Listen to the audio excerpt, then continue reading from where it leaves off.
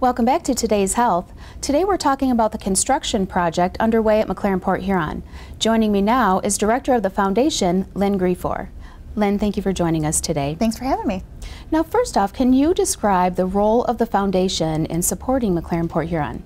Sure. The foundation works with individuals, corporations, different community groups that want to either give back to the hospital or just to the healthcare of our community in general. Last year we received over 1,000 donations.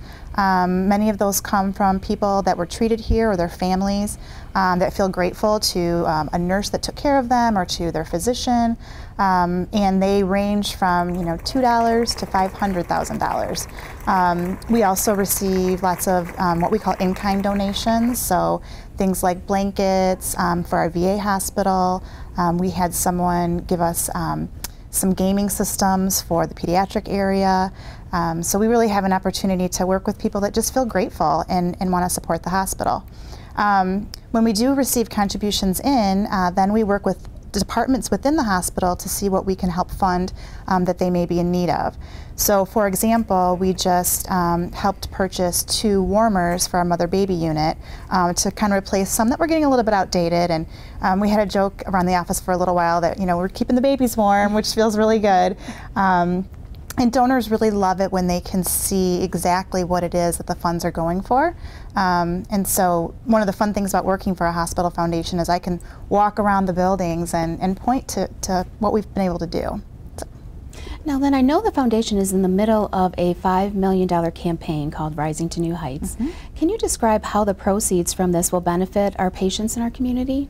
Sure. So in the midst of all the exciting construction and renovation that's happening here, the foundation made a $5 million commitment to the hospital.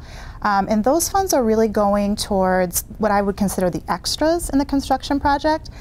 So to give you a couple examples, in our cancer center, we used foundation funds to be able to have a rooftop garden installed, as well as a garden in the entrance.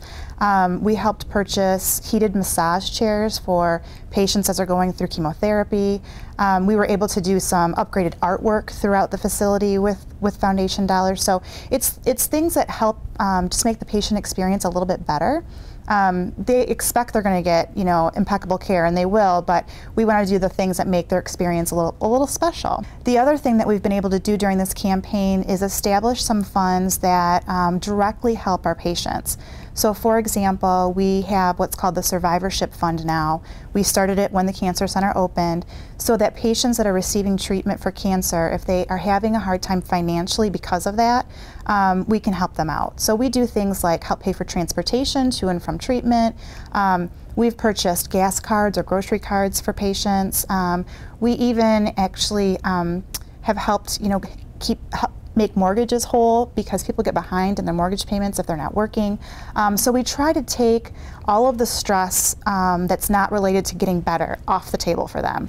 And that's a direct result of the generous donors in our community who said, we want to help our local patients that are going through cancer. So that's been a really great component of the campaign. Wow, that's so awesome to be able to provide that to patients who are undergoing those And they're treatments. So grateful, wow. So grateful, yeah. So has there been much progress made in the $5 million campaign that you're currently working on? There has. We actually, we set the goal of raising the $5 million over a 4-year period, and we hit the $2.5 million mark last month. And so we're a little ahead of schedule, which is great because I think June is actually the official halfway mark of the campaign. And it's a big goal for our community. $5 million is a very big goal for our community, but I cannot tell you how people have stepped up. I've never been in a position as a fundraising professional to have so many people come to me and say, I want to help, versus me having to go out and say, what can I do? We've had a lot of community groups that have done their own fundraisers, mostly directed to the Cancer Center, and then we've benefited from the proceeds. We've had donors that have been giving, consistently for the last 10 or 20 years that really decided this was the year they were going to make a much bigger gift because they just believe in what's happening on this campus. So we've made some great progress.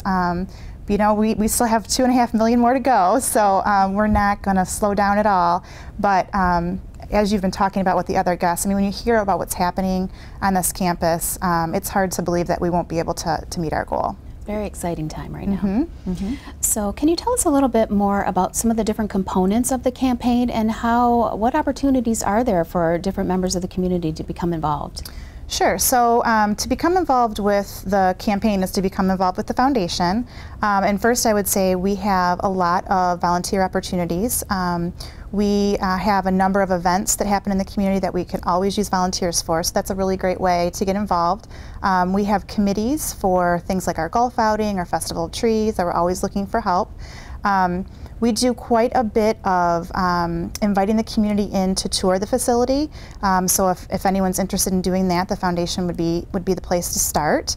And then, you know, in terms of making a donation to the campaign, one of the great things about how our foundation is set up is an individual can make a general gift and we'll direct it to where we see the need in the hospital, or they can specify what they would like their money to go to. So we have gifts every day that come in for you know, designated for certain areas like physical therapy or cancer. We receive quite a few gifts that are designated to our mother-baby unit. So the donor has the opportunity to do that. Lately we've been receiving quite a few donations towards nursing education, which I think is fantastic. I think our patients recognize the value of our nursing staff and want to see them be able to continue to grow in their careers. So it's really the sky's the limit in terms of how you can get involved. So for any of our viewers who may be interested in joining and helping out with this campaign, how can they get more information? Well, the foundation information is on the hospital website, so that's probably the easiest way, and you can for sure call the hospital main line as well and get connected to the foundation. A few of the I guess the ways you can get involved, I mentioned our events earlier. We have 3 signature events. One is our golf outing, which is going to be held in July. It's held every July, and the proceeds from the golf outing go to the project, the Rising to New Heights campaign. We also have Festival of Trees every year, which has a number of components, including breakfast with Santa. We have our preview party gala to kick off the event Friday evening, and we actually added a pajama party, a family pajama party as well.